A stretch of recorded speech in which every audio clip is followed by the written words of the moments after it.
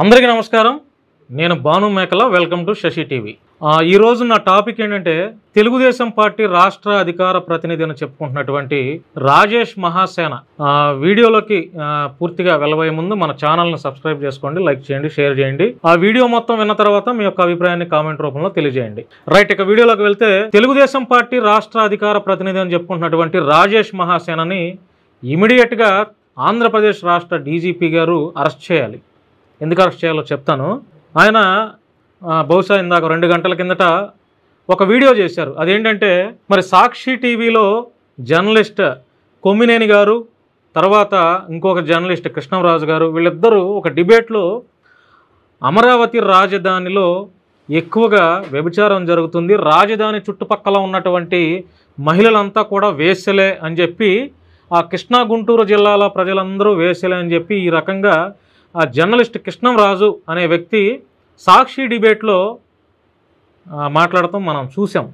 మరి వాస్తవానికి వ్యభిచారం అనేది ఒక ఆంధ్రప్రదేశ్లోనే కాదు, ఈ దేశంలో ప్రపంచంలో ఎక్కడైనా సరే వ్యభిచారం జరుగుతుంది. జరగట్లేదని చెప్పండి. వ్యభిచారం లేని రాష్ట్రం అవ్వచ్చు, లేకపోతే ప్రాంతం అవ్వచ్చు, లేకపోతే దేశం అవ్వచ్చు, ఎక్కడుందో ఒక కామెంట్ చేయండి మీరు. ఫలానా ఈ దేశంలో వ్యభిచారం లేదు, ఈ దేశంలో వ్యభిచారం చాలా క్లియర్, ఏమి ఎక్కడ అసలు జరగట్లేదు, 1% కూడా జరగట్లేదు అనే దేశం కానీ, రాష్ట్రం కానీ, లేకపోతే జిల్లా కానీ ఎక్కడుందో చెప్పండి మీరు. అమరావతి రాజధానిలో ఉన్నటువంటి చుట్టుపక్కల గ్రామాల ప్రజలందరూ వేశ్యలు అని మాట్లాడటం కృష్ణంరాజు అనే జర్నలిస్ట్, అది ఆయన చేసినటువంటి వ్యాఖ్యలు ముమ్మాటికి తప్పే, అందులో ఎటువంటి సందేహం లేదు. ఎందుకంటే మహిళలను ప్రతి ఒక్కరు గౌరవించాలి. అది ఏ పార్టీ మహిళ అయినా సరే, ఏ రాజకీయ పార్టీ మహిళ అయినా సరే గౌరవించాలి. అర్థమైందా? గౌరవించకపోతే ఏం జరుగుతుందో మనందరికీ తెలుసు. ఆ చేబ్రోలు కిరణ్ అనే వ్యక్తి టీడీపీ కార్యకర్త, అతను ఇష్టం వచ్చినట్లు కామన్ మ్యాన్ కిరణ్ అంటారు అతన్ని. అతని పూర్తి పేరు చేబ్రోలు కిరణ్. అతను వైఎస్ జగన్మోహన్ రెడ్డి గారు, మాజీ ముఖ్యమంత్రి వైఎస్ జగన్మోహన్ రెడ్డి గారు సతీమణి అయినటువంటి భారతి గారి పైన చాలా చెప్పలేనటువంటి వ్యాఖ్యలు, అసలు అవి వినటానికి కూడా మనకు మనసు నొప్పదు. అంత దారుణంగా ఒక మహిళ, ఆవిడ మాజీ ముఖ్యమంత్రి భార్య భారతి గారిని పక్కన పెడితే ఒక మహిళ, ఏ మహిళను కూడా ఏ వ్యక్తి అసభ్యకరమైనటువంటి పదజాలంతో దూషణలు చేయకూడదు. రాజకీయాల్లో ఉన్నంత మాత్రాన రాజకీయ విమర్శలు చేయవచ్చు, కానీ వ్యక్తిగత దూషణలు చేయాలనేది ఎక్కడ లేదు. మరి ఆయన టీడీపీ కార్యకర్త అయినా కూడా మీడియాలో కూర్చొని వైఎస్ఆర్సీపీ పార్టీని, ప్రతిపక్ష పార్టీలో ఉన్నటువంటి రాజకీయ నాయకుల్ని, మాజీ మంత్రుల్ని, మాజీ ఎమ్మెల్యేలని, టోటల్ వైఎస్ఆర్సీపీ క్యాడర్లో ఉన్నటువంటి ప్రతి ఒక్క నాయకులను కూడా మనోడు కామన్ మ్యాన్ కిరణ్ ఇష్టం వచ్చినట్లు, అంటే నోటికి అద్దు అదుపు లేకుండా మాట్లాడతాడు. చాలాసార్లు నేను కూడా ఎందుకు ఇతను ఇట్లా మాట్లాడతారు, నోరు అదుపులో ఉండాలి కదా, రాజకీయంగా విమర్శలు చేయొచ్చు అని నేను చాలాసార్లు అనుకున్నా.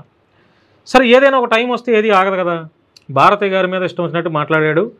మరి అది పార్టీకి, కూటమి ప్రభుత్వానికి డ్యామేజ్ అని తెలుసో, లేకపోతే డ్యామేజే కదా, డ్యామేజ్ అని తెలిసి ఏంటి, డ్యామేజే కదా. ఎందుకంటే ఆ రకంగా ఉన్నాయి అతని వ్యాఖ్యలు, చేబ్రోలు కిరణ్ అతను మాట్లాడినటువంటి మాటలు. ఇమీడియట్గా తెలుగుదేశం పార్టీ అధిష్టానం అతని పార్టీని సభ్యత్వం నుంచి సస్పెండ్ చేసింది. 7 రోజులు 10 రోజులు అతన్ని రిమాండ్కి కూడా పంపించారు. తర్వాత అతను ఎక్కడ బయటకు వచ్చిన తర్వాత ఎక్కడ కూడా ఒక మాట కూడా మాట్లాడాల. మరి ఇప్పుడు చేబ్రోలు కిరణ్ తెలుగుదేశం పార్టీ కార్యకర్త, ఐటీడీపీలో సభ్యత్వం కూడా ఉండొచ్చు నాకు తెలిసి. మీడియా ఛానల్లో కూర్చొని పొద్దున్న నుంచి సాయంత్రం వరకు అతనికి గ్యాప్ వస్తే చాలు వైఎస్ఆర్సీపీ పైన విరుచుకు పడతా ఉంటాడు. సరే, చేబ్రోలు కిరణ్ టాపిక్ వచ్చింది, అతని గురించి చెప్పాం. అతను రిమాండ్కి వెళ్ళాడు, బయటకు వచ్చాడు, ఇప్పుడు సైలెంట్గా ఉన్నాడు. ఓకే. కొమ్మినేని గారు, సాక్షి టీవీ జర్నలిస్ట్ కొమ్మినేని గారు, తర్వాత ఆ జర్నలిస్ట్ కృష్ణంరాజు అనే వ్యక్తి, వాళ్ళిద్దరూ డిబేట్ జరుగుతుండగా రాజధాని చుట్టుపక్కల ఉన్న మహిళలందరూ వేశ్యలు, రాజధాని అంతా ఈ రకంగా కృష్ణా గుంటూరు జిల్లాలో ఉన్న మహిళలందరూ అని వేశ్యలు అని చెప్పి ఈ రకంగా మాట్లాడుతున్నారు. ఇప్పుడు తెలుగుదేశం పార్టీకి దేవత అనుకోవచ్చు, లేకపోతే దేవాలయం అనుకోవచ్చు అమరావతి రాజధాని.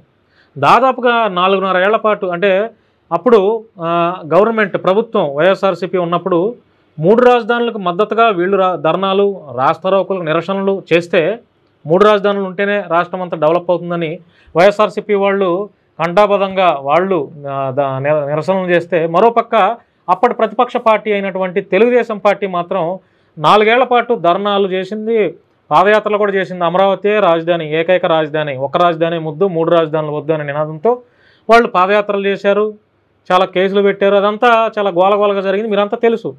మరి ఇప్పుడు తెలుగుదేశం పార్టీకి రాజధాని అమరావతి అనేది చాలా సెంటిమెంట్ అనమాట, వాళ్ళకి చాలా సెంటిమెంట్. మరి అలాంటి సెంటిమెంట్గా ఉన్నటువంటి ఆ రాజధాని అమరావతి చుట్టుపక్కల ప్రాంతాల్లో ఉన్నటువంటి మహిళలని వేశ్యలుగా పోలిస్తే మరి అది తెలుగుదేశం పార్టీ వారికి అవి యాక్సెప్టబుల్గా లేవు. అది వాళ్ళు కూడా స్పందిస్తున్నారు. మరి ఆ పార్టీ తరఫు నుంచి తెలుగుదేశం పార్టీ రాష్ట్ర అధికార ప్రతినిధి అని చెప్పుకుంటున్నటువంటి రాజేష్ మహాసేన కూడా స్పందించాడు. డీజీపీ గారిని స్పందించమని కోరుతున్నాడు. ఆ వేశ్యలుగా పోలుస్తారా అని చెప్పి ఆయన చాలా గట్టిగానే రాజేష్ మహాసేన గారు మాట్లాడుతున్నారు. ఎందుకంటే తెలుగుదేశం పార్టీ రాష్ట్ర అధికార ప్రతినిధిగా ఉన్నాడు కాబట్టి. మరి ఈ విషయానికి వస్తే ఆ వేశ్యలుగా అని మాట్లాడినటువంటి ఆ జర్నలిస్ట్ కృష్ణంరాజు, లేదంటే అదే డిబేట్లో జర్నలిస్ట్గా ఉన్నటువంటి కొమ్మినేని గారిని ఇద్దరిని అరెస్ట్ చేయాలి. బిఎన్ఎస్ యాక్ట్లో ఏ సెక్షన్ అయితే ఉంటుందో ఆ సెక్షన్లన్నీ బయటకు తీసి తవ్వి వీళ్ళిద్దరిని అరెస్ట్ చేయాలి. ఇంతకంటే ఇంకా వేరే ఏముంటాయి, చేబ్రోలు కిరణ్ అరెస్ట్ చేసినట్టు వీళ్ళని కూడా అరెస్ట్ చేయాలని చెప్పి రాజేష్ మహాసేన గారు మాట్లాడటంలో తప్పులేదు. ఇక్కడే నేను కూడా అసలు పాయింట్, ఈ విషయానికి వస్తే కొమ్మినేని గారిని ఆ జర్నలిస్ట్ కృష్ణరాజు గారిని అరెస్ట్ చేయాలి అనే విషయానికి వస్తే అసలు ఫస్ట్ రాజేష్ మహాసేన అరెస్ట్ చేయాలి. అందుకే నేను వీడియో స్టార్టింగ్లోనే రాజేష్ మహాసేన అరెస్ట్ చేయాలని చెప్పి ఆ వర్డ్ యూజ్ చేశా. ఎందుకంటే తెలుగుదేశం పార్టీ ఇప్పుడు అధికారంలోకి వచ్చింది, కూటమి ప్రభుత్వం అధికారంలోకి వచ్చింది. మరి వైఎస్ఆర్సీపీ అధికారంలో ఉన్నప్పుడే రాజేష్ మహాసేన పెద్ద స్క్రీన్ పెట్టుకొని వెనక ఎన్ని మాటలు మాట్లాడాడు. ఒక్క వేశ్యలు అనే పదాలే వీళ్ళు మాట్లాడితే వేశ్యలకు మించి 1,00,000 రెట్లు రాజేష్ మహాసేన మాట్లాడాడు. మరి మహిళల్ని మాట్లాడాడు, తెలుగుదేశం వైఎస్ఆర్సీపీలో ఉన్నటువంటి లీడర్స్ని మాట్లాడాడు, జగన్మోహన్ రెడ్డి గారిని కూడా మాట్లాడాడు, మంత్రులుగా పనిచేసిన వాళ్ళ చాలా మాట్లాడాడు. బూతులు మరి ఆ రకంగా బూతులు మాట్లాడటమే తప్పు అనిపిస్తే ముందు ఇమీడియట్గా రాజేష్ మహాసేన అరెస్ట్ చేయాలి. మరి రాజేష్ మహాసేన గారు తనను తాను సార్ నేను కూడా తప్పు చేశాను, తప్పు మాట్లాడాను, చాలామంది లీడర్స్ మీద నేను కూడా అసభ్య పదజాలంతో బూతులు మాట్లాడాను, కాబట్టి నన్ను కూడా ఆ అరెస్ట్ అనేది నా దగ్గర నుంచే మొదలు పెడితే చాలా బాగుంటుంది, తర్వాత కొమ్మినేని గారిని లేదంటే ఆ జర్నలిస్ట్ కృష్ణరాజు గారిని అరెస్ట్ చేయండి అని చెప్పి ఆయన అంతటికి ఆయన అరెస్ట్ అయిపోతే, సెల్ఫ్ అరెస్ట్ అంటారు కదా, అరెస్ట్ అయిపోతే రాజేష్ మహాసేన గారి మీద ఇంకా చాలామందికి విలువ పెరుగుతుంది, గౌరవం కూడా పెరుగుతుంది. మహిళలను దూషించిన వాళ్ళు ఏ పార్టీ వాళ్ళైనా సరే వాళ్ళని అరెస్ట్ చేయాల్సిందే, అందులో తగ్గేదే లేదు. ఎవడైనా సరే, అది వైఎస్ఆర్సీపీయా, తెలుగుదేశమా, జనసేన, బీజేపీ, ఎవడైనా సరే.